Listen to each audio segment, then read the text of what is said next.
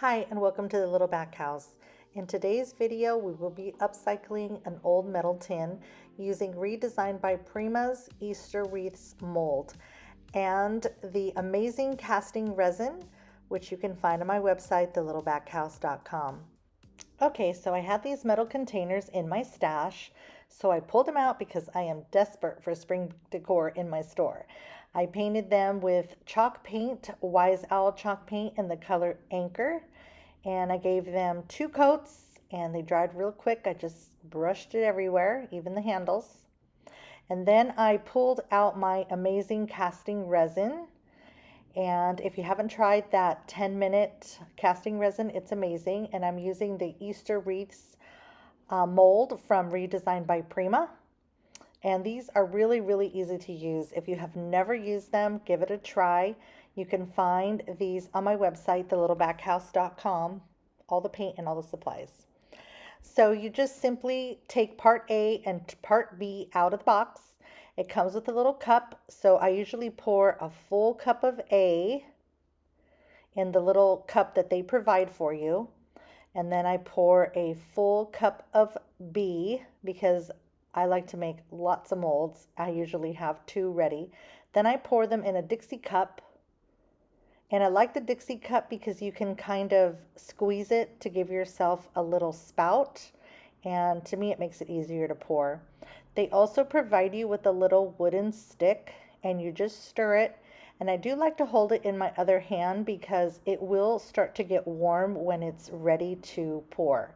So I just kind of stir and hold it. And then when I feel the cup starting to get warm to touch, then I start pouring, because once it gets really hot, it starts to cure. So you have a very small window of time. So as soon as you start feeling it get warm, get to pouring because it will harden quick. So now I must have felt it. So then I kind of give it a little squeeze, give myself a spout, and then I start pouring it. And I kind of just let it roll into all the nooks and crannies and all the crevices. And you can see I'm just kind of being real gentle. If it overflows a little, it's okay, don't panic, because when you pop them out, you can just pick them right off. If it hardens, then you can just use an X-Acto knife and just cut them off. So there I am, just pouring.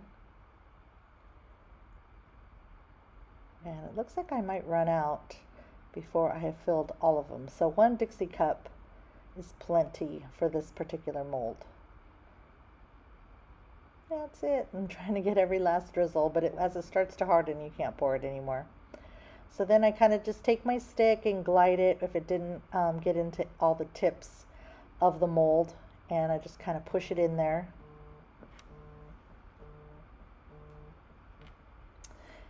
And so that's what I'm doing here. I'm just making sure it's everywhere before it hardens.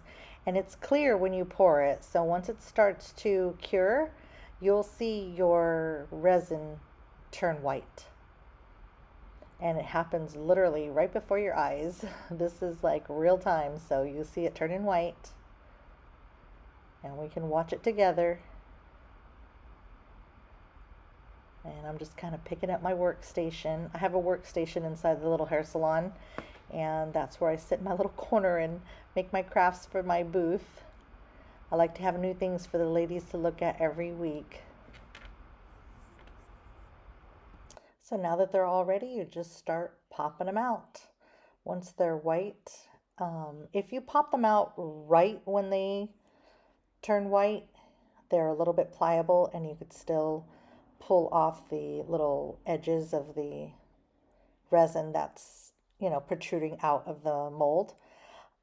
If you wait a little while, they get really rock hard and then you have to use your X-Acto knife. Same thing if you want to put them on a curved surface, you need to do it like right away. Get them glued down because they harden very quickly. But I'm going to be putting them on this little metal container, so flat and hard is fine for me. So I'm just pulling them out, and while they're soft, I try to pick off any edges while I can. So this is the last one to pop out, and then I have to decide what the best thing is to do to adhere them, and also I was going back and forth if I should paint them, wax them, or do it the same color or do a different color. I was kind of debating on that. In the end, I chose to give them a coat of blush, which is basically a really, really light pastel pink. It's so light that it looks white, but it has a little tint of pink to it. So I'm just going in and trying to get all the edges on this because I don't want to get that light color on the blue. So I'm just kind of turning it and getting in between and giving it a nice coat of chalk paint. So I decided after I gave them a coat of chalk paint, I would go in with my soft dark brown wax by the Royal Milk Paint Company. And I'm using my JRV stencil brush. If you haven't tried these brushes for waxing, they are amazing. They're my absolute favorite brushes to wax or to stencil with.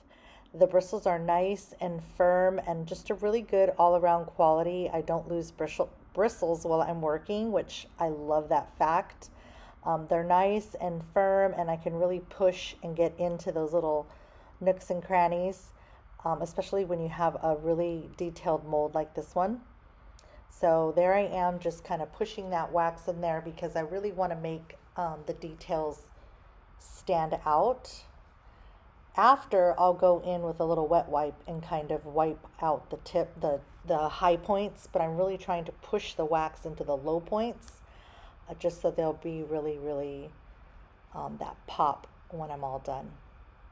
So that's what I'm doing here. I'm just pushing it into the low points of the mold.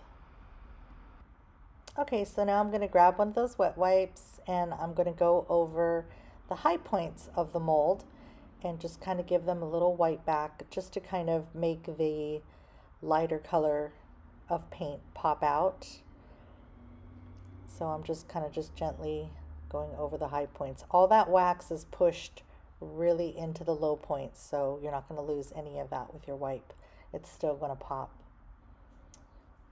And clean up my hands a little bit, and I will go in with my gold metallic paint from Wiesel. Just kind of brushing any excess off my brush and putting that away.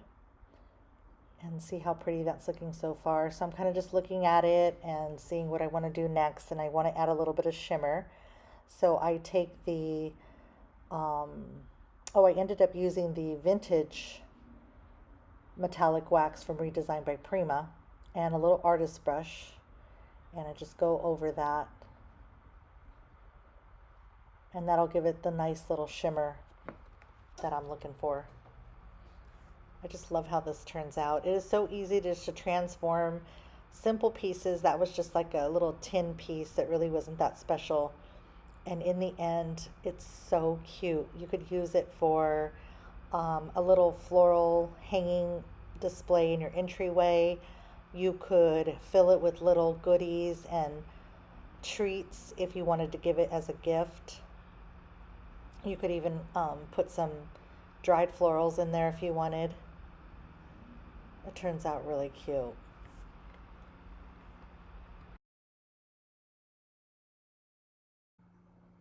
And then I do the exact same steps to the little bunny that I did on the wreath. And I add the soft brown wax and some of the gold so that they are a set. And then we're going to go ahead and adhere it to the front of that little tin that I painted in the Inker blue. And I use a little bit of my Gorilla Glue as well as my hot glue. The Gorilla Glue is for the long-lasting hold, and the hot glue is for the fast adhesion, so I don't have to sit there and hold it forever. It sticks right away. So I put a little bit of both. And I love this cordless glue gun that my son got me for Christmas. I'm putting it to good use. And I just go ahead and adhere that right to the front. And I just love the way the gold and the brown wax pop off the navy blue. So pretty. And I'll do the same thing to the little bunny. Put a little bit of the Gorilla Glue and a little bit of the hot glue. We'll get the bunny on there also.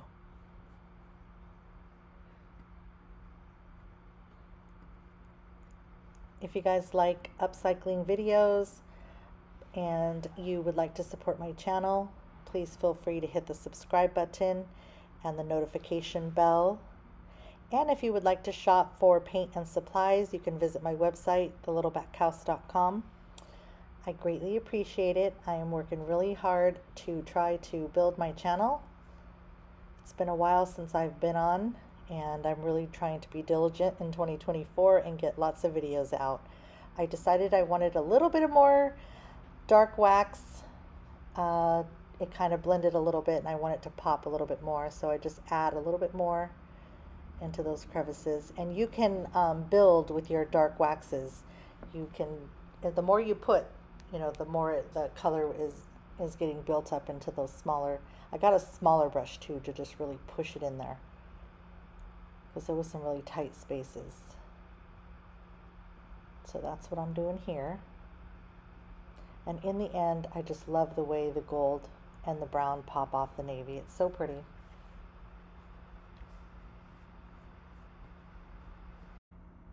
And this is how it turned out. I think it's absolutely adorable. I just love it. This is a great way to upcycle items you already have, upcycles that you pick up when you thrift or yard sale, and just turn it into something really special. Thanks so much for watching. I appreciate your support, and I'll see you soon.